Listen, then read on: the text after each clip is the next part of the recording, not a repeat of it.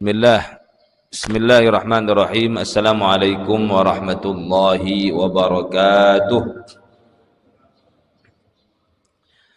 Alhamdulillahi rabbil alamin. Wabihi nasta'inu ala umurid dunya waddin. Wassalatu wassalamu ala al-mab'uthi rahmatan lil alamin. Sayyidina wa qurrati a'yunina wa syafi'ina wa maulana Muhammadin sallallahu alaihi wasallama wa ala alihi wa ashabihi wa azwajihi wa dhurriyyatihi wa ummatihi ajma'in. Amma ba'd. Rabbana shrah lana sudurana wa yassir lana umurana wahlul 'uqdatam min lisanina yafqahu qawlana. Allahumma aftah alaina futuhal arifina bihikmatik wanshur alaina rahmataka birahmatika ya arhamar rahimin. Allahumma faqihna fid din wa 'allimna at-ta'wil. Allahumma ij'al jam'ana hadha jam'an marhuma waj'al tafarruqana min ba'dihi tafarruqan ma'suman maymuna wa la taj'al fina wa la bainana wa la ma'ana shaqiyya wa la mahruma. Wa sallallahu ala sayyidina Muhammadin wa ala alihi wa ila hadrati sayyidina wa qurrati a'yunina wa syafi'ina wa maulana Muhammadin sallallahu alaihi wasallam wa ali kullin wa sahbi kullin ajma'in. Al-Fatihah. A'udzu billahi minasy syaithanir rajim. Bismillahirrahmanirrahim. Alhamdulillahi rabbil alamin arrahmanir rahim maliki yaumiddin. Iyyaka na'budu wa iyyaka nasta'in. Ihdinas siratal mustaqim. Siratal ladzina an'amta 'alaihim ghairil maghdubi 'alaihim waladdallin.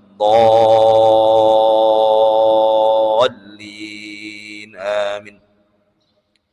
Sebelum kita memulai ta'lim, mari setiap kita niat i'tikaf. Nawaitul i'tikafa, ikutin saya. Nawaitul i'tikafa fi hadzal masjidi ma dumtu fihi lillahi ta'ala. Saya niat i'tikaf di masjid ini selama saya berada di sini karena Allah Ta'ala. Insyaallah selama kita berada di sini, setiap detiknya bernilai pahala di sisi Allah Subhanahu wa Ta'ala. Niatkan juga di dalam hati ikhlas untuk menuntut ilmu Allah, bertafaquh fid din. Mudah-mudahan kita tergolong hamba-hamba pilihan-pilihan Allah. Wa may yuridillah bi khairan yufaqihu fid din.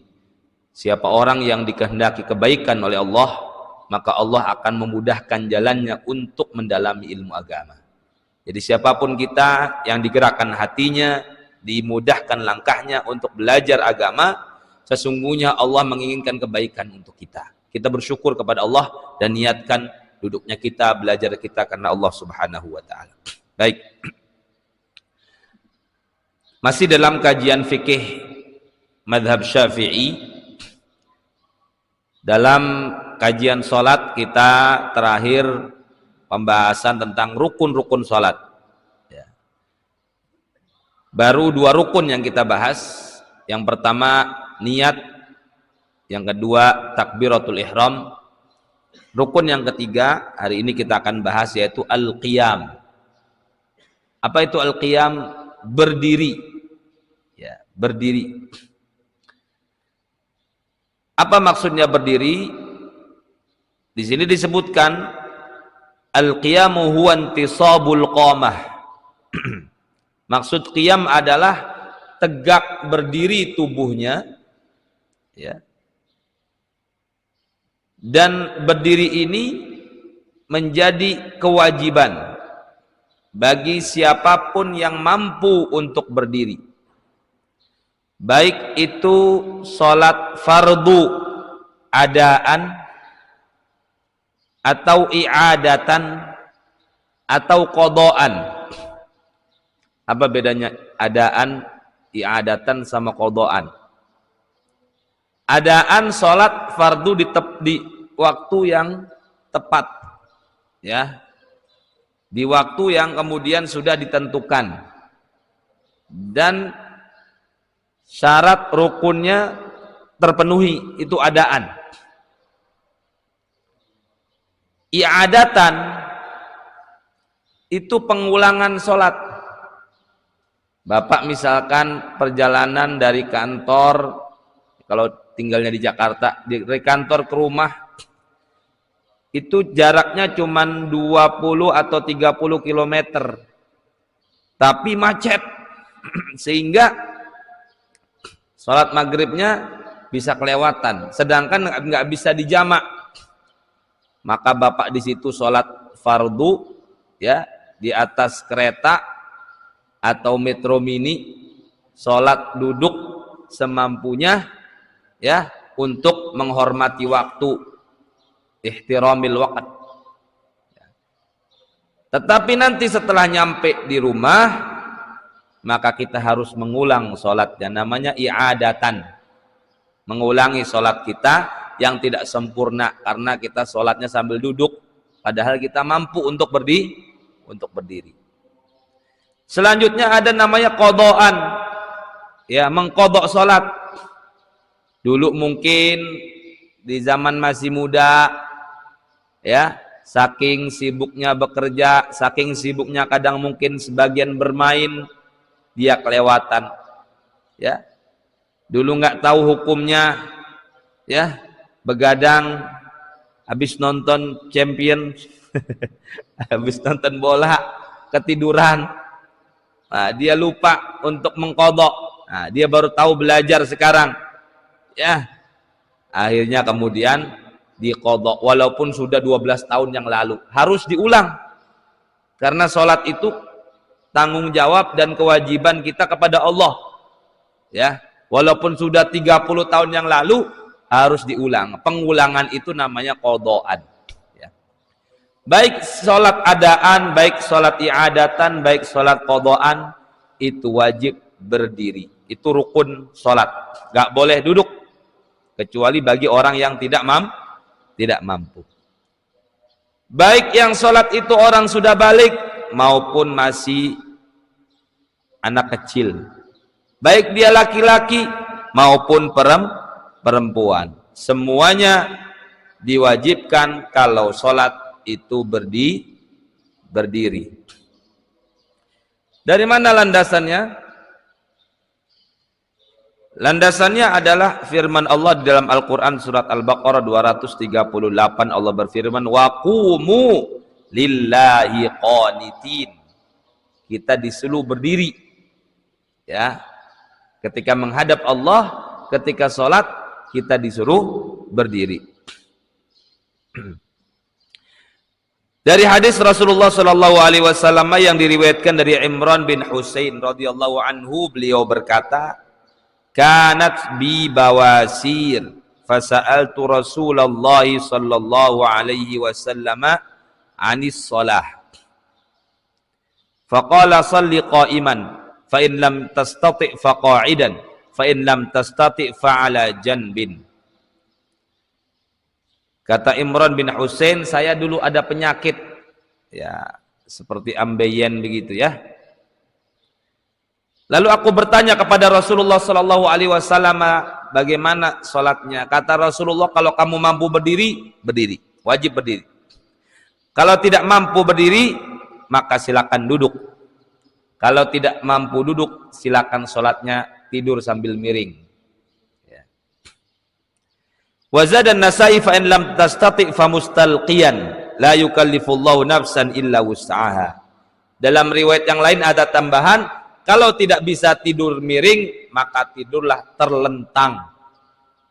La yukallifullahu nafsan illa wus'aha. Allah tidak membebani manusia kecuali sesuai dengan kemampuannya. Dan umat Islam sepakat berijma, dan ini termasuk ma'lumun minad dini bid darurah, wajib diketahui setiap muslim.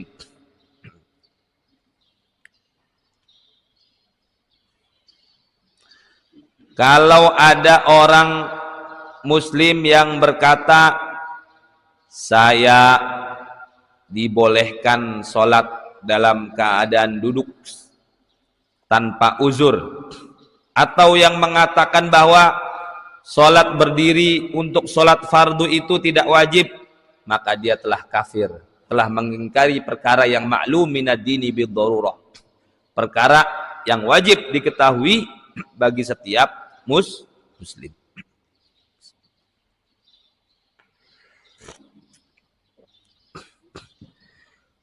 Bagaimana tata caranya berdiri? Tata cara berdiri bintisabil qamah, ya. Seluruh ya tubuhnya itu tegak. Wa syartuhu nasbu fiqaril musalli. Ya. Tulang belakangnya ini ditegakkan. Ya, dengan kemudian apa? Mafasil, ya. Sambungan-sambungan tulangnya itu ditegakkan. Ya. Tidak ada syarat, tidak boleh nyender. Ya. Istiqlal itu terbebas daripada senderan. Kalau seseorang nyender ke tembok, atau dia berdiri dengan berpedoman kepada tongkat karena mungkin dia sudah tua, ya, artinya kalau tongkat itu diangkat dia akan jatuh, maka sholatnya tetap sah tetapi makruh. Ya, jadi untuk berdiri ini boleh, ya, yang penting judulnya berdiri. Tapi ya, yang lebih afdol, yang lebih baik adalah tidak nyender dan tidak megang tongkat. Kalaupun dia terpaksa, ya, kalau terpaksa, kalau sakit ya dia nggak makruh. Tapi kalau dia sehat buger, pakai tongkat atau sambil nyender, makruh itu, ya.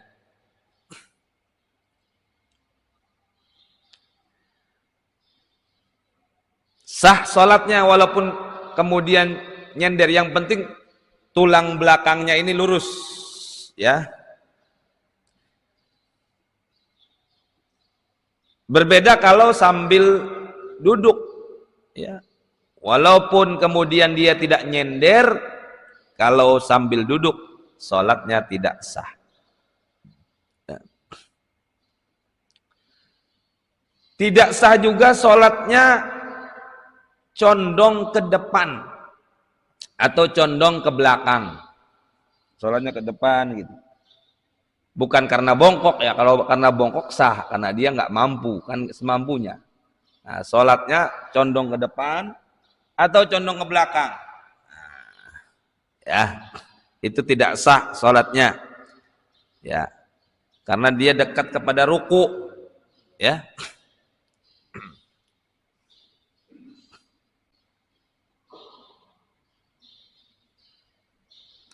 Atau miring ke kanan, atau miring ke kiri, ya, tanpa uzur, ya. Kalau ada uzur, nah, itu tetap sah, ya.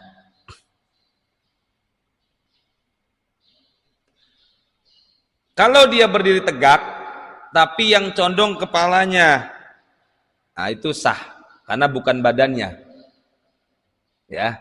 Mungkin kepalanya ke bawah, ya, yang ukurannya adalah tulang belakangnya ini, ya.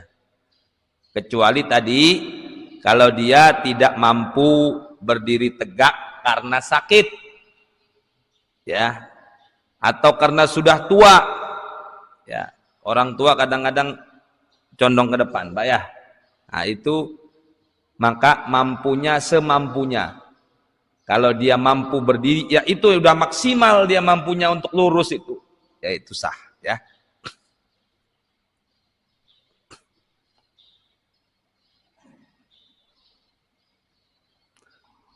Ada orang-orang yang memang bongkoknya itu seperti ruku, Pak. Ada. Kalau dia mampunya seperti itu, maka nanti ketika dia ruku, usahakan lebih condong sedikit lagi. Biar membedakan antara berdiri dia dengan ruku. Ya. Ada orang-orang yang kemudian mungkin ya sudah sangat sepuh, ya condongnya itu seperti ruku sudah. Maka kalau dia mampunya maksimal berdiri begitu, maka ketika ruku upayakan dia lebih dicondongkan lagi, biar membedakan antara berdiri dengan ruku.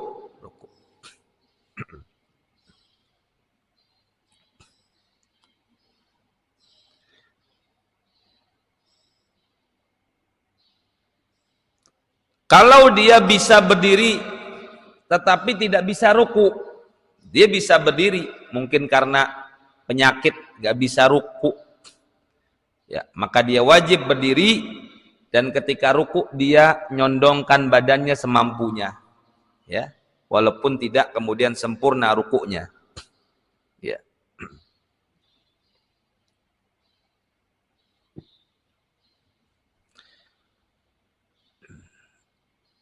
Bagaimana kalau dia tidak mampu juga berdiri untuk sholat fardu? Maka bagi orang-orang yang tidak mampu untuk berdiri, dibolehkan sholat dalam keadaan duduk. Ya, duduknya bagaimana, Ustadz? Ya, dalam hadis tidak dijelaskan duduknya seperti apa. Ya. Lalu apakah pahalanya berkurang? Kalau dia sholat duduknya karena uzur, pahalanya tidak berkurang. Karena dia uzur, dia sakit, bukan karena sengaja. Pahalanya sama. Ya.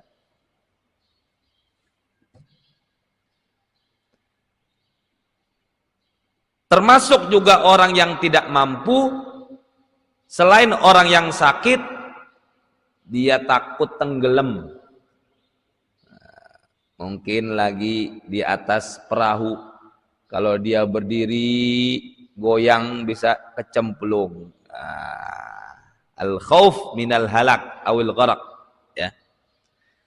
Atau juga ditakutkan kalau berdiri sakitnya bertambah.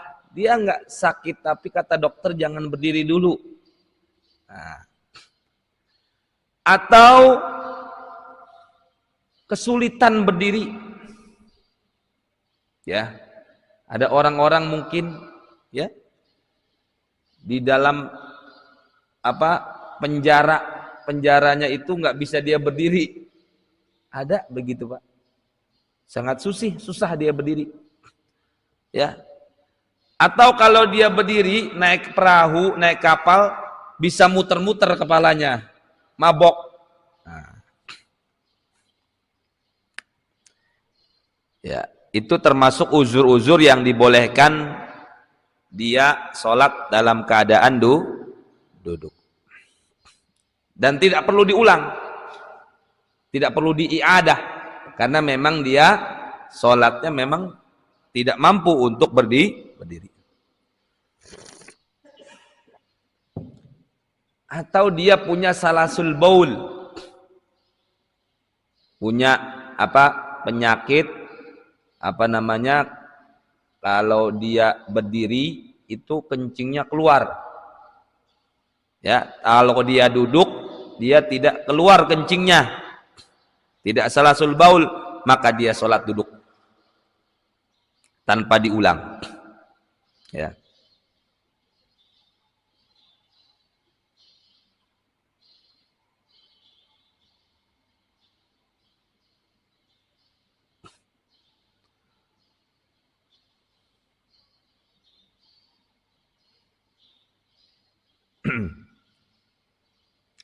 Kalau dia kemudian ya menurut ahli kedokteran, ya kalau dia berdiri sendirian tanpa jamaah dia bisa berdiri, tapi kalau dia kalau sholat sendirian tanpa jamaah dia bisa berdiri. Kalau berjamaah ya dia nggak kuat berdirinya, ya dia boleh sholat sendiri, itu lebih afdol, ya. Kalau sholat berjamaah juga tetap sah, ya artinya sebagiannya berdiri sebagiannya duduk, mungkin nggak kuat, hanya kuat cuma 2 rakaat, ya.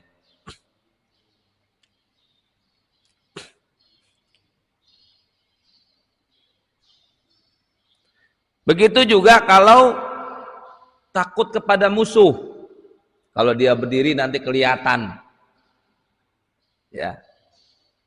Ya, mungkin seperti Rasulullah kalau di Gua Sur itu nggak bisa berdiri, Pak. Sempit guanya, beda sama Gua Hiro. Ada yang pernah masuk Gua Sur nggak? Nah, saya pernah tahlilan di dalam Gua Sur, Pak. Iya benar, tahlilan. Baca Yasin sampai nggak ada orang, Pak. Iya, saya doang sama kelompok saya. Karena saya berangkatnya malam. Jadi sampai sono subuh. Ya. Ya, sholatnya di atas gua dulu, di dalam guanya zikir tahlilan. Nggak bisa berdiri. Takut kalau dia berdiri keluar nanti kelihatan orang kafir Quraisy. Ya. Nah, itu boleh juga sholat dalam keadaan duduk tanpa harus diulang.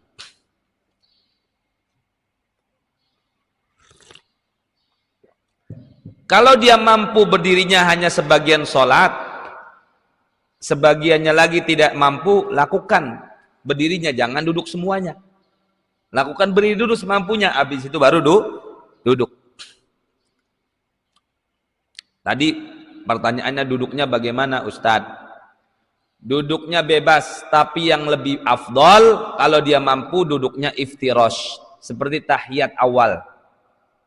Nah, ya itu iftirash, ya seperti kita tahiyat awal. Itu kalau dia mampu, itu yang lebih afdol, ya.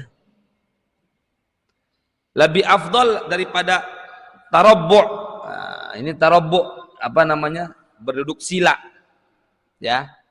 Lebih afdal iftirash, karena iftirash itu kemudian hayat yang ada di dalam sholat, seperti ya kalau duduk iftirash itu memang ada di dalam sholatnya gitu loh. Nah itu lebih afdal, walaupun boleh duduknya bagaimanapun boleh ya, tetapi lebih afdalnya adalah iftirash. Bahkan iftirash itu lebih afdal daripada tawarruk. Tawarruk itu tahiyat akhir. Nah, tahiyat akhir itu namanya tawarruk. Ya. Tawarruk itu ya meletakkan apa namanya ini belakang kita yang sebelah kiri di lantai, terus memasukkan kaki kita yang sebelah kiri ya ke dalam apa kedudukan kaki kita sebelah kanan. Itu tawarruk, seperti tahiyat akhir ya.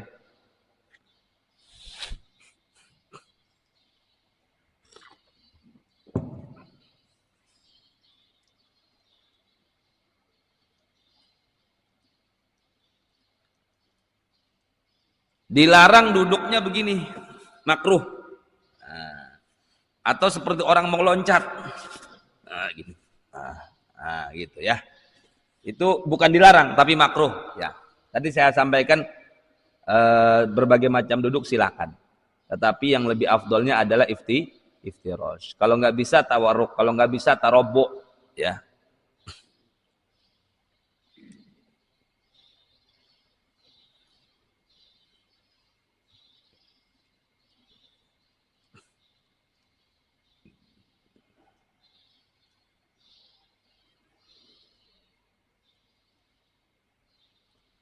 Bagaimana rukuknya orang yang duduk, salatnya duduk?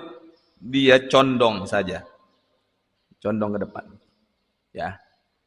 Sujudnya bagaimana? Kalau sujud kalau bisa sampai lantai itu lebih baik. Ya. Kalau dia sakit juga nggak bisa sujud juga, ya upayakan condongnya lebih daripada rukuknya.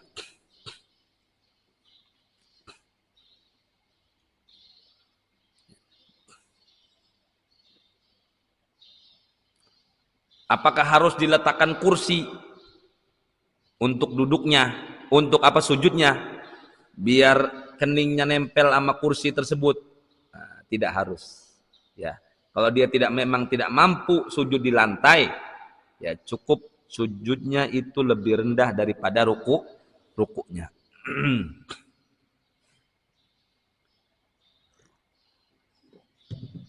Kalau dia tidak mampu duduk juga, berdiri tidak mampu, duduk juga tidak mampu, maka cara yang ketiga adalah sholat dengan tidur miring, ya, wajahnya menghadap kiblat.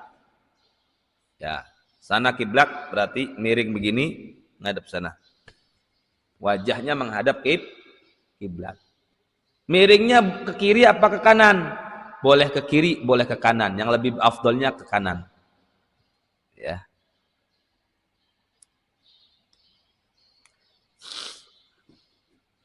Lebih afdolnya miring ke kanan, ya. Miring ke kiri boleh enggak? Boleh, tapi makruh kalau tanpa uzur. Tapi kalau dia uzur, kalau miring ke kanan dia sakit, ya miring ke kiri aja enggak apa-apa. Ya. Yang penting ketika miring itu wajahnya menghadap kiblat. Miring nggak bisa juga, sakit juga. Maka sholatlah kemudian sambil terlentang. Ya. Sholat sambil terlentang, kakinya yang bawah ini menghadap kiblat. Sambil apa? Meletakkan wisadah. Apa namanya wisadah itu? Pilau. Apa pilau itu bahasa Indonesianya? Bantal. Nah, udah lupa bahasa Indonesia. Di kepalanya, ya, agar kemudian wajahnya menghadap kiblat gitu. Wajahnya menghadap kiblat. Ya. Dikasih apa? Bantal kepalanya biar wajahnya menghadap kiblat. Bagaimana ruku dan sujudnya? Ruku sujudnya semampunya. Ya. Dicondongin sedikit, sujudnya lebih sedikit lagi, ya semampunya lah. Ya. Dalam kondisi tertentu maka tidak diwajibkan melakukan perbuatan yang tidak mampu.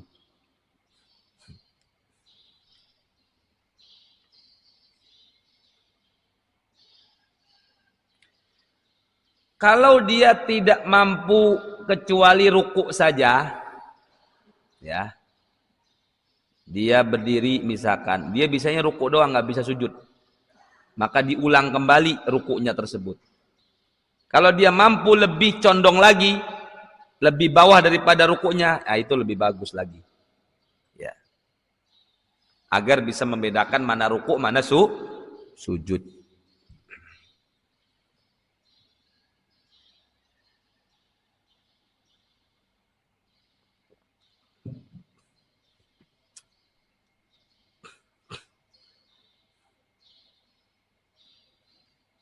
Intinya, orang yang tidak mampu, maka dia lakukan.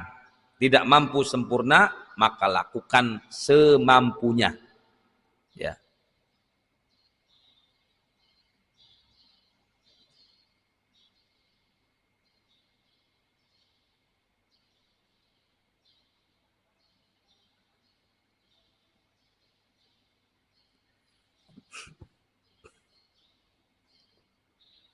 Kalau dia tidak mampu juga, ya.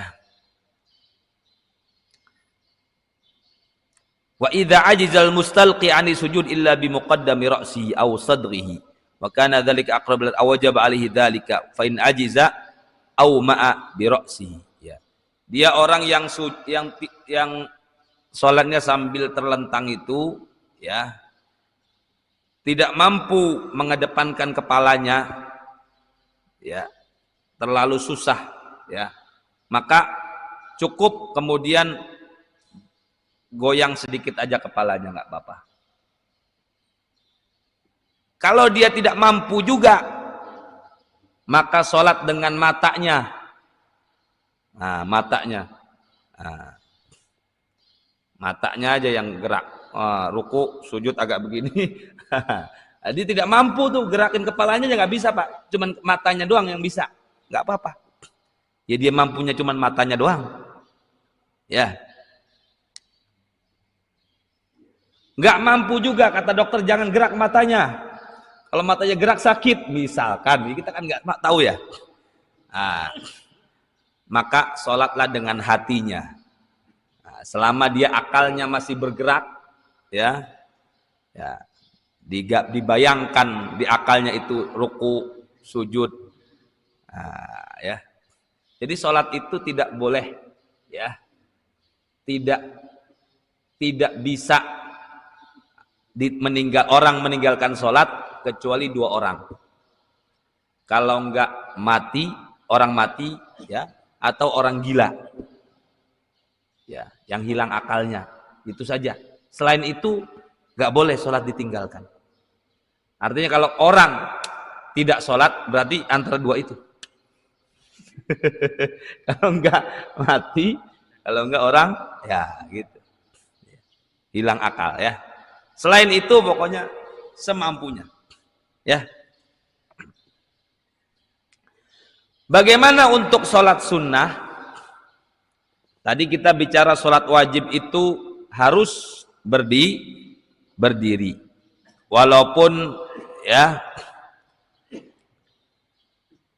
sholat jenazah, ya, fardu kifayah, ya, itu harus berdiri. Adapun sholat sunnah, maka tidak wajib berdiri. Berdiri itu sunnah, ya. Artinya apa? Untuk sunnah itu kalaupun tidak berdiri, dia sah sholatnya, tetapi pahalanya setengah. Nah, ya, diskon, ya, afdolnya berdiri. Bapak ini nggak sakit, bapak nggak ada uzur, sholat sunnahnya duduk boleh. Yang wajib itu sholat wajib, ya. Habis ini sholat duhanya nanti pada duduk. Enggak, tentu kalau berdiri itu lebih afdol. Kata Rasulullah sallallahu alaihi wasallam, man shalla qa'iman fahuwa afdol. Siapa yang sholatnya berdiri itu lebih afdol. Wa man shalla qa'idan falahu nisfu ajril qa'im. Barang siapa yang sholatnya duduk, maka pahalanya setengah dari pahala orang yang sholat berdiri. Itu dalam kondisi sholat sunnah. Wa man shalla na'iman, ya, muttaji'an falahu nisfu ajril qa'id, ya. Kalau dia sholatnya sambil tiduran, maka dia setengah daripada pahala orang yang duduk. Ya. Ini bagi orang yang tanpa uzur, ya.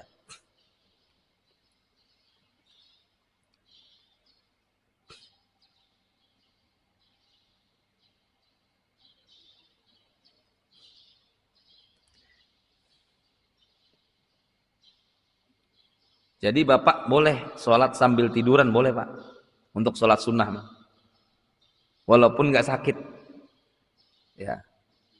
Jadi berdiri, duduk, nyamping, menghadap, sambil tiduran.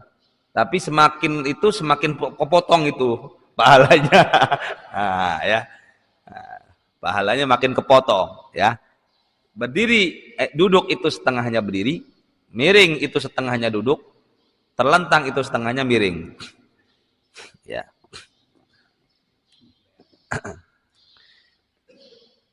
Ya, kalau kita lagi duduk di kendaraan, ya, bis perjalanan panjang, disitulah waktunya untuk sholat sunnah. Tidak ada masalah sholatnya sambil duduk. Dan itu dilakukan Rasulullah Shallallahu Alaihi Wasallam. Disebutkan dalam hadis, kana yatanaffalu ala rahilah wa huwa qa'id. Rasulullah itu melakukan sholat sunnah di atas kendaraan, di atas onta. dalam keadaan duduk.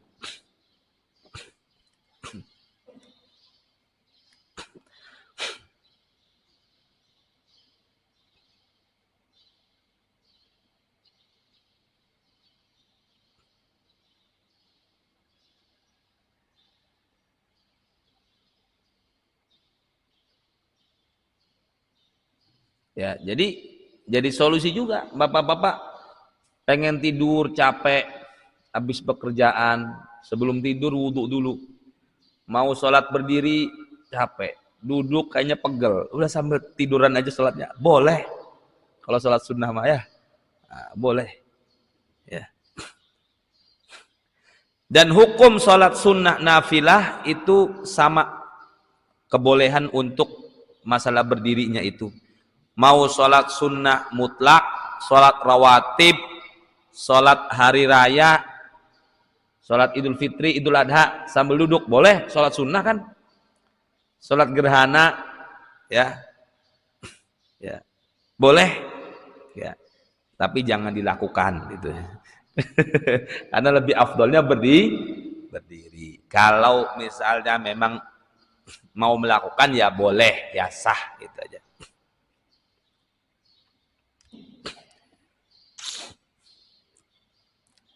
Seberapa lama kewajiban berdirinya orang yang sholat?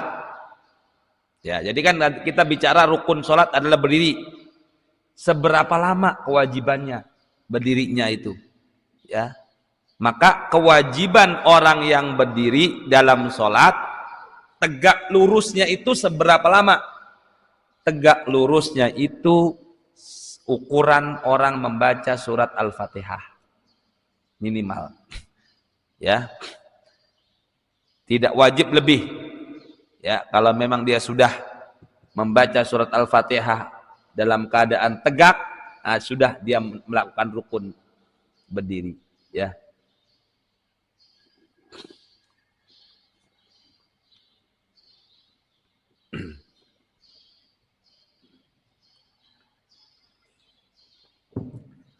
Kalau dia sholatnya menggunakan satu kakinya diangkat, nah,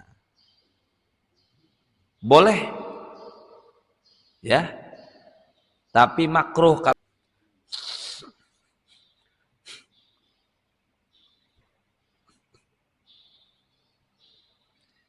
Di hadis yang lain terkait dengan meletakkan di di pergelangan antara telapak tangan dengan pergelangan tangan ini, ya. Hadisnya daripada Wa'il bin Hujur juga. La'angdhuranna ila salati Rasulillah sallallahu alaihi wasallam kaifa yusalli. Saya akan melihat bagaimana Rasulullah sallallahu alaihi wasallam salat. Fanadhartu ilaihi, aku melihatnya, waqad wada'a yadahu al-yumna ala dhahri kaffihi, meletakkan telapak tangan kanan di punggung tangan kiri, ya. Warusku wasa'id. Arusuk itu. Ini di antara pergelangan dengan ininya. Ya.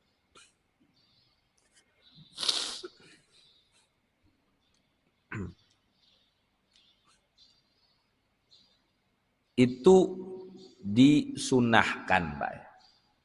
Artinya kalau Bapak enggak melakukan itu juga sah sholatnya. Yang penting berdiri. Mau di sini, mau di bawah, mau tangannya begini juga sah. Makanya kalau kita lihat di Mekah itu model tangannya macam-macam. Ada yang nggak sedekap, Pak, itu madzhab Maliki, Pak.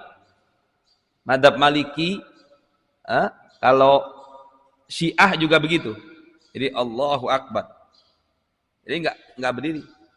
Ada yang begini, ada yang begini. Itu semuanya sunnah, Pak. Hayat.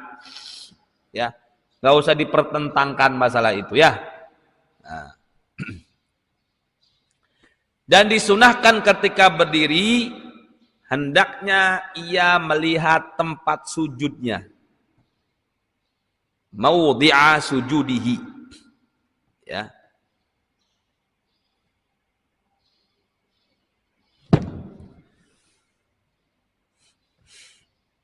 Al-Imam An-Nawawi berkata di dalam kitab Al-Majmu', Fa ajma'al ulama ala istihbabil khusyu'i wal khudu'i fi shalah. Para ulama bersepakat disunahkan khusyuk dan khudu', tunduk di dalam salat. Wa ghaddul basari amma yali, menjaga pandangan sekitar. Wa karahatul iltifat fi shalah, dimakruhkan ngelirik kanan, ngelirik kiri. Ya. Wa taqrib nadharahu wa qasru ala ma baina yadayhi. Ya, upayakan hanya melihatnya ke depan. Ya. Wa yaj'alu nadharahu ila mawdhi'i sujudi fi qiyamihi wa qu'udihi. Upayakan ketika berdiri, ya, ketika dia duduk melihat tempat sujudnya.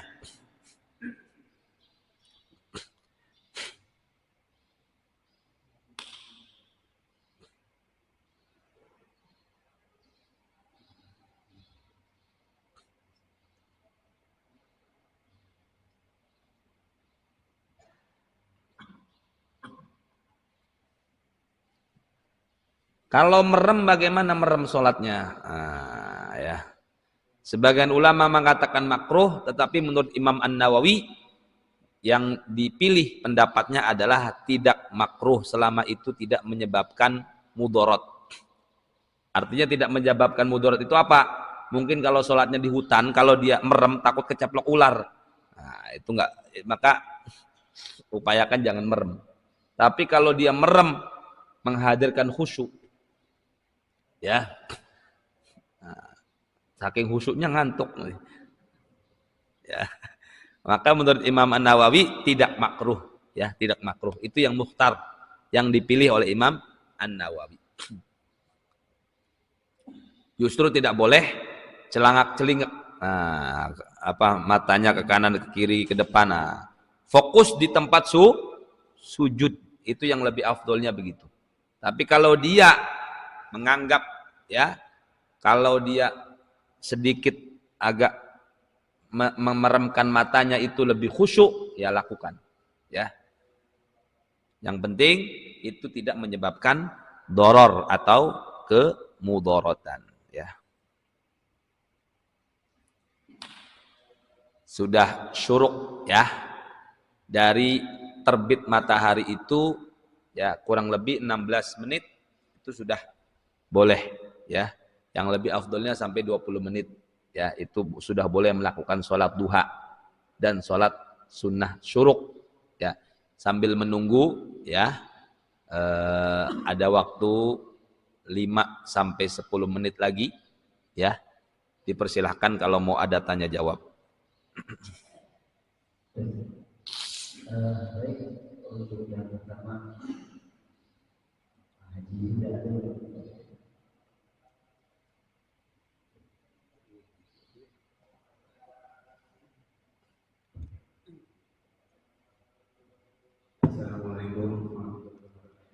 Waalaikumsalam warahmatullahi wabarakatuh. Ya, sama-sama Pak Haji. Kalau pertanyaan saya pertama tentang sholat menghormati waktu tadi yang disampaikan. Bagaimana sholat menghormati waktu itu? Karena kalau kita mau sholat, kemudian kita kondisinya tidak lebih, tidak menggunakan kemudian sudah macet. Nah, pertanyaan saya, bagaimana doa sholat menghormati waktu? Kemudian apakah sholat menghormati waktu itu harus sesuai dengan sholatnya, misalkan atau hanya sholat seperempat saja. Pertanyaan kedua tentang kita afdolnya sholat jika ada berdiri dan sujud. Nah, pertanyaan saya, bagaimana kalau kita mengikuti imam bahkan imamnya bacaannya tadi yang seperti dikatakan tadi satu juz. Kita berdirinya kan lama, tapi kita nggak fokus karena itu juga termasuk mengurangi pahala sholat. Terakhir pertanyaan ketiga, yaitu gerakan yang tidak ada dalam sholat, bahkan membuat membuat gerakan, misalkan takbir atau sesuatu, tangannya dibuka, kemudian pergerak menjadi mendekat. Apakah itu juga membatalkan? Terima kasih.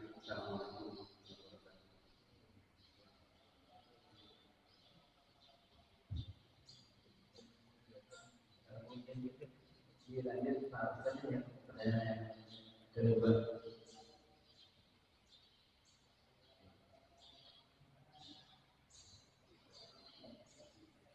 Udah? Hah? Ayo, silakan. Siapa namanya?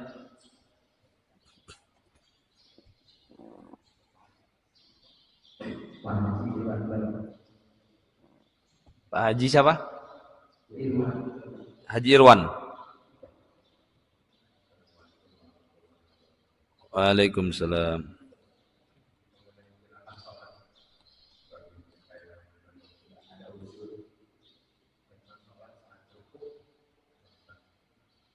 Apakah ada batasan sempurna?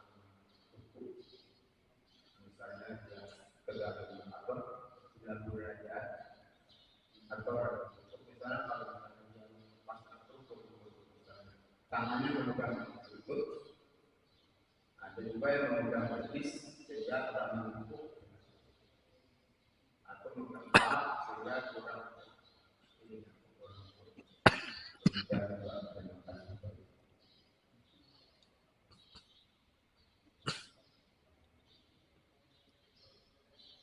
Ya, silakan. Pak siapa? Pak Murianto.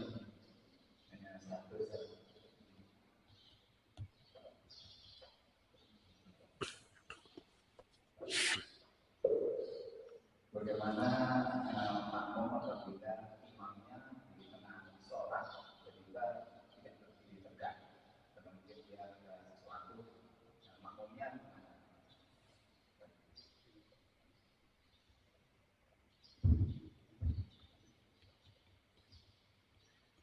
Tidak berdiri tegaknya ini karena dia uzur atau gimana? Oh, uzur. Sudah tua. Oh.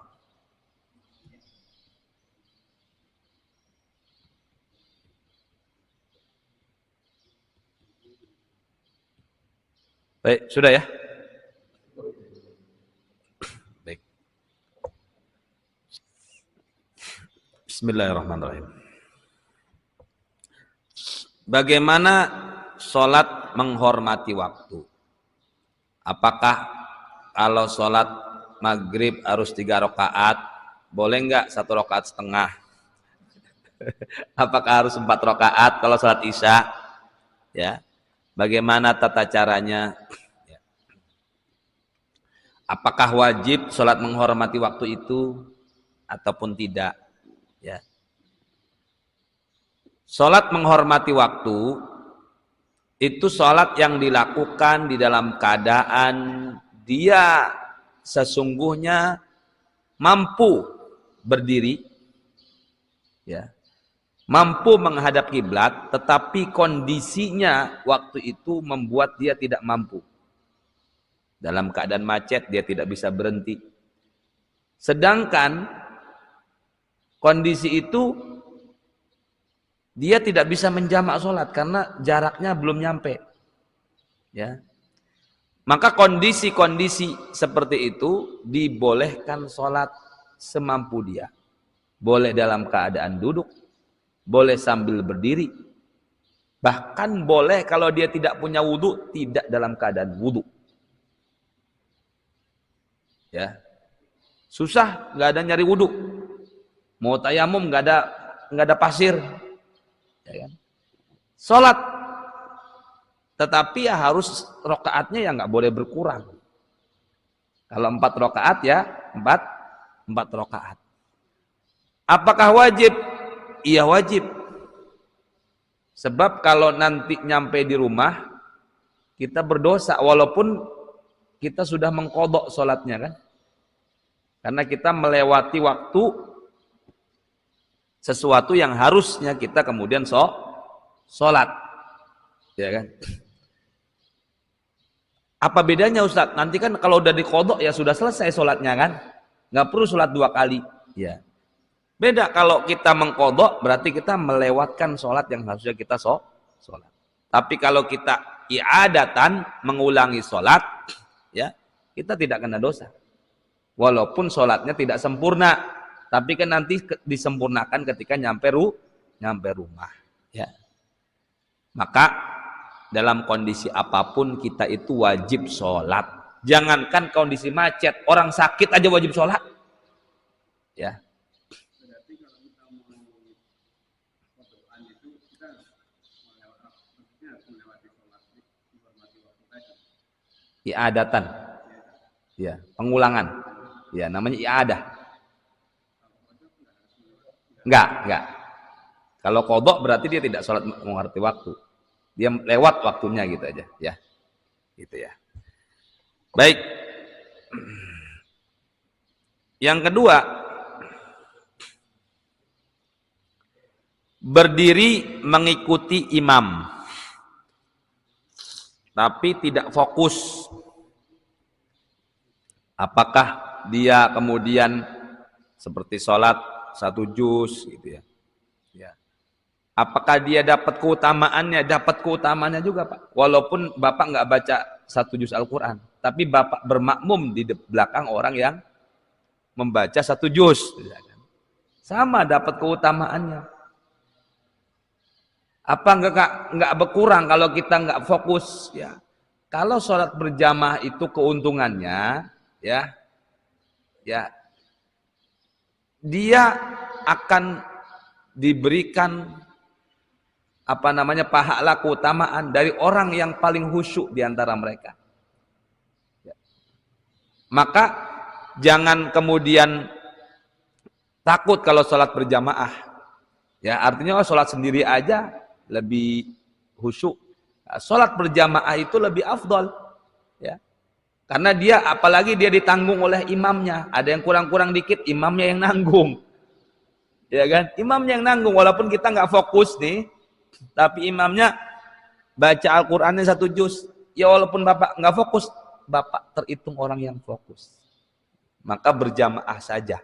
Ya, orang yang berjamaah itu, ya, kekurangannya ditambal daripada sholat sendiri.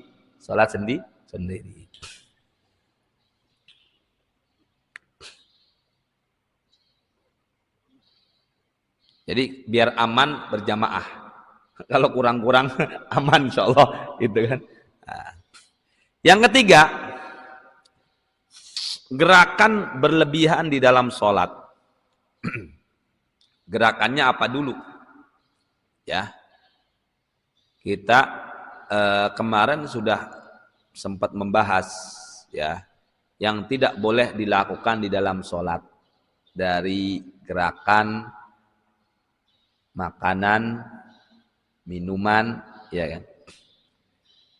Kalau gerakannya itu pertama, ya, gerakan yang dianjurkan. Gerakan yang dianjurkan itu apa misalkan?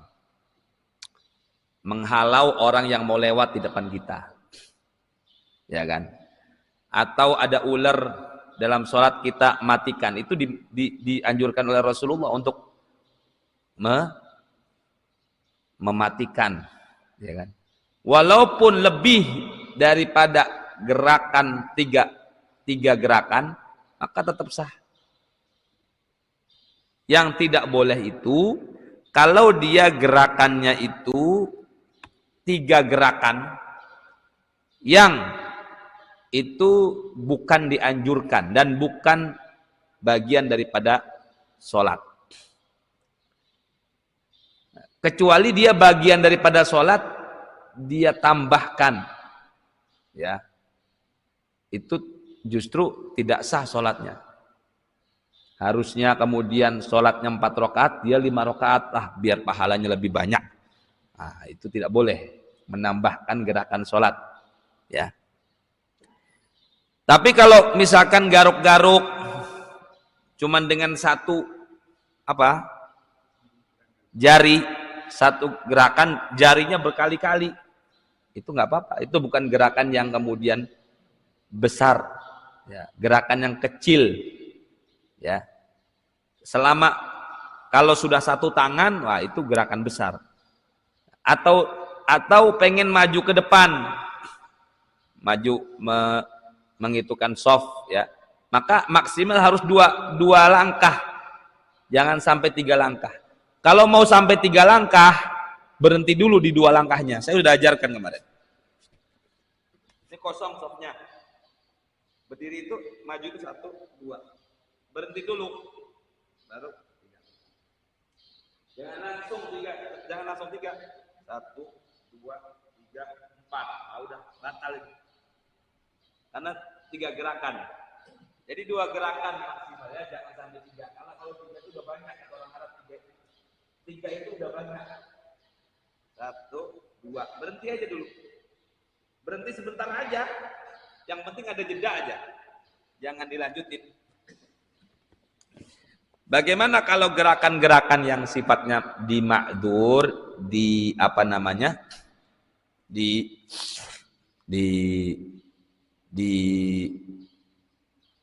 ditolerir, ya.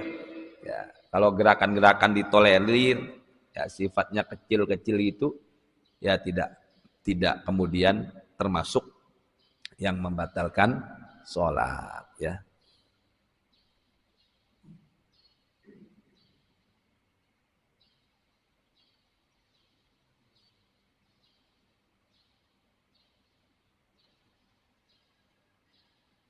Bagaimana takbir diputer? Oh gitu ya. Nah itu saya belum ketemu hadisnya itu Pak. Muter-muter belum ketemu hadisnya ya. Allahu Akbar. Ya.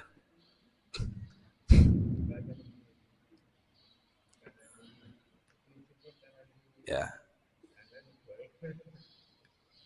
Itu berapa kali putarannya itu Pak?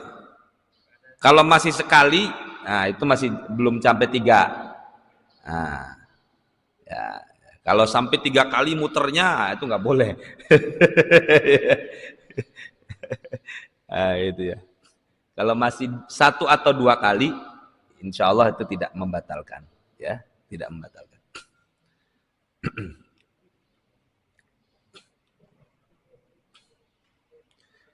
Pak Haji Irwan, orang uzur, kesempurnaan rukuknya seperti apa? Ini sebenarnya pembahasan insya Allah nanti kalau tidak ada halangan hari Selasa ya Pak Haji ya, rukun tentang ruku, ya. Nah, tapi Pak Haji nanyanya sekarang, ya. Apakah harus kemudian kesempurnaan rukuknya seperti apa? Kalau orang dia tidak mampu, maka dia lakukan semampunya Pak. Walaupun cuma miring, nggak sampai 90 derajat. Nggak apa-apa. Ya, tidak harus 90 derajat. Ya, yang penting dia miring, ya, condong. Bagaimana harus di lutut? Kalau memang sempurnaannya adalah di lutut tangannya. Tapi kalau nggak bisa, ke bawah sedikit, ke atas sedikit, nggak apa-apa. Kalau dia memang uzur, ya. Nah, nanti kita pembahasan detailnya insya Allah yang akan datang. Pak Morianto, imam tidak berdiri tegak, saya tanya karena uzur atau apa? Karena uzur.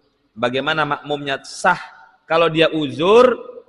Kalau dia tidak berdiri tegak karena dia uzur, maka tidak mengapa, sholatnya tetap sah. Kecuali imamnya seger bugar, nah dianya sholatnya tidak berdiri tegak, ya. Kalau miring-miring dikit mah nggak apa-apa Pak, miring nggak boleh tuh kalau gitu, gini kanan. Nah kadang ada imam karena dia saking enaknya baca Quran, nah, agak goyang-goyang dikit, nah itu nggak masalah, itu bukan yang membatalkan, ya. Yang nggak boleh itu kalau condongnya terlalu ke depan tanpa uzur. Kalau ada uzur, nggak ada masalah, ya, tetap sah salatnya. Jadi makmumnya jangan takut, ya, tidak perlu kemudian mufaroqoh, tidak perlu keluar daripada jamaah. Insya Allah dia kalau memang karena uzur tetap sah. Wallahu a'lam bishawab. Cukup Pak? Cukup ya? Udah waktunya untuk sholat duha ya dan sholat syuruk. Ya, boleh digabung Pak. Kalau memang mau ekspres 2 rakaat aja niat sholat syuruk dan sholat duha, udah. Insyaallah dua-duanya dapat. Al-istirak fin niyah. Iya boleh. Ya, menggabungkan 2 niat di dalam sholat, dapat dua-duanya insyaallah. Sudah cukup. Baik, kalau demikian Bapak Hadir Komisioner Warahmatullah untuk taklim kita pagi ini dicukupkan dan sampai sini, dan mudah-mudahan kita dipertemukan kembali di hari Selasa malam berikut. Amin amin. Untuk yang terakhir kami mohon kepada